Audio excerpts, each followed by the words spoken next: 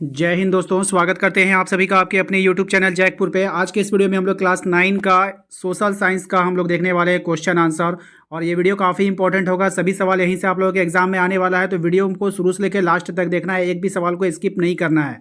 चलिए सबसे पहले सवाल को देखिए। यहाँ पे कह रहा है कि बास्तिल का किला किस शहर में स्थित है। ये सवाल काफ़ी इंपॉर्टेंट है। राइट आंसर हो जाएगा आपका पेरिस। क्वेश्चन नंबर 2 में आपसे कहा जा रहा है कि बास्तिल के जेल में कुल कितने कैदी छुड़ा लिए गए थे। तो बास्तिल के जेल से 7 कैदियों को छुड़ा लिया गया था, याद रखिएगा, काफ़ी इंपॉर्टेंट रहेगा आपके एग्जाम के लिए। फ्रांस की क्रांति के समय किस राजवंश का शासन था, आपको बतानी है। तो फ्रांस की क्रांति के समय जो वहाँ शासन था वो बुर्बो राजवंश का शासन था। ऑप्शन सी हमारा राइट आंसर होगा। अगला सवाल देखिए। क्वेश्चन नंबर 4 में आपसे कह रहा है कि फ्रांसीसी क्रांति के समय फ्रांस का राजा कौन था। तो फ्रांसीसी क्रांति के समय जो फ्रांस का राजा था वो लुई 16वां था, इसको याद रखिएगा।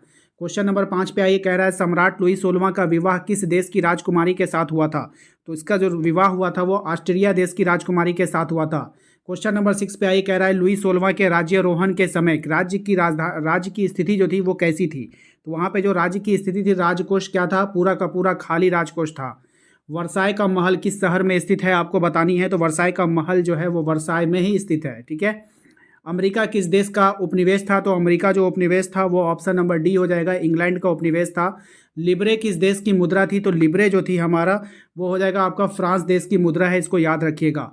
क्वेश्चन नंबर 10 पे आइए। कह रहा है कि 18वीं सदी में फ्रांसीसी समाज कितने स्टेट्स में बटा हुआ था। तो ये जो बटा हुआ था ये 3 स्टेट्स में बटा हुआ था, इसको याद रखिएगा, इंपॉर्टेंट है। अगला सवाल है हमारा, फ्रांसीसी समाज में कौन से लोग कर अदा करते थे। तो फ्रांसीसी समाज में जो तीसरे स्टेट के लोग जो होते थे वो कर को अदा करते थे। क्वेश्चन नंबर 12 पे आइए। कह रहा है कि 18वीं सदी के फ्रांस में कितने प्रतिशत लोग किसान थे। तो कितने प्रतिशत लोग किसान थे। तो 90% लोग वहाँ पे क्या थे, किसान थे। क्वेश्चन नंबर 13 पे आइए। कह रहा है कि इनमें से कौन तृतीय स्टेट में शामिल नहीं था। तो कौन तृतीय स्टेट में शामिल नहीं था ये आपको बतानी है। राइट आंसर हो जाएगा पादरी वर्ग। क्वेश्चन नंबर 14 पे आइए। कह रहा है निम्न में से किस वर्ग को कुछ विशेषाधिकार जन्म जन्म से ही प्राप्त था। तो कौन सा वर्ग था वो। तो वो था हमारा प्रथम स्टेट और द्वितीय स्टेट को जो भी अधिकार थे, कुछ ऐसे अधिकार दिए गए थे जिनको जन्म से ही उनको अधिकार प्राप्त था। क्वेश्चन नंबर 15 पे आइए। कह रहा है कि टाइद यानी कि धार्मिक कर जो था किसानों से वसूल करने का अधिकार किसको दिया गया था। तो ये जो अधिकार दिया गया था वो प्रथम स्टेट्स के लोगों को दिया गया था, ठीक है। चलिए नेक्स्ट सवाल पे आते हैं। क्वेश्चन नंबर 16 में कह रहा है आपसे फ्रांस की मुद्रा लिब्रे को कब समाप्त कर दिया गया था। तो इस मुद्रा को 1792 में समाप्त किया गया था, याद रखना है। अगला सवाल है हमारा, चर्च द्वारा वसूल किए जाने वाला टाइद कर कृषि उपज का कितना हिस्सा लिया जाता था। तो ये जो लिया जाता था ये ऑप्शन नंबर सी 1/10 हिस्सा लिया जाता था, ठीक है।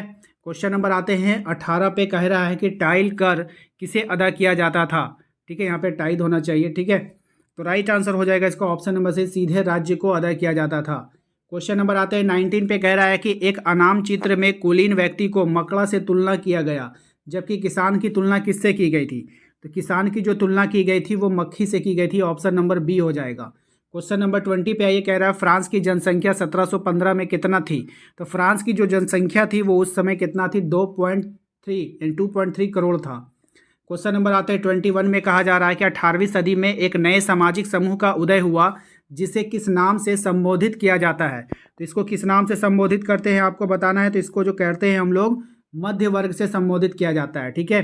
देखिए हम आपको बता दें, यदि आप हमारे चैनल पे पहली बार आए तो सब्सक्राइब करके बेल आइकन को जरूर प्रेस कर लीजिएगा ताकि आने वाली हर एक वीडियो का नोटिफिकेशन आपके मोबाइल पे जाए। इसके अलावा आप अपने व्हाट्सअप ग्रुप को जरूर ज्वाइन करके रखिए, लिंक आपको डिस्क्रिप्शन में डाल देंगे, या नहीं तो आप जो है दिए गए नंबर पर भी संपर्क करके अपने व्हाट्सअप ग्रुप को ज्वाइन कर सकते हो, ठीक है। तो व्हाट्सअप ग्रुप ज्वाइन करना बहुत जरूरी है। क्वेश्चन नंबर आते हैं 22 पे। कहा जा रहा है कि राजा के दैवी और निरंकुश अधिकारों के सिद्धांत का खंडन किया था, किसने किया था आपको बतानी है। तो राइट आंसर हो जाएगा option number A, John Locke ने। किसने किया था, जॉन लॉक ने किया था। क्वेश्चन नंबर 23 में कह रहा है कि जनता और उसके प्रतिनिधियों के बीच एक सामाजिक अनुबंध पर आधारित सरकार का प्रस्ताव किसने रखा था। तो इसका जो राइट आंसर होगा ऑप्शन बी, रूसो ने रखा था। किसने रखा था, रूसो ने रखा था। क्वेश्चन नंबर 24 पे आइए। कह रहा है स्पिरिट ऑफ द लॉज नामक रचना के रचनाकार कौन है। तो इसका जो रचना के रचनाकार है वो है आपका मॉन्टेस्क्यू, ठीक है, option number C. Question number 25 पे आइए। कहा जा रहा है संयुक्त राज्य अमेरिका के कितने उपनिवेशों ने ब्रिटेन से खुद को आज़ाद घोषित कर दिया। तो कितने उपनिवेशों ने किया था ये आपको बतानी है। तो राइट आंसर हो जाएगा इसका ऑप्शन नंबर सी, 13 उपनिवेशों ने। तो आशा करते हैं कि आपको आज का ये वीडियो पसंद आया होगा। इस वीडियो में हमने 25 क्वेश्चन आपसे पूछा, 25 में आपने कितना सही किया हमें कमेंट कर जरूर बताइएगा। मिलते हैं हम लोग अपने अगले वीडियो में। Thank you.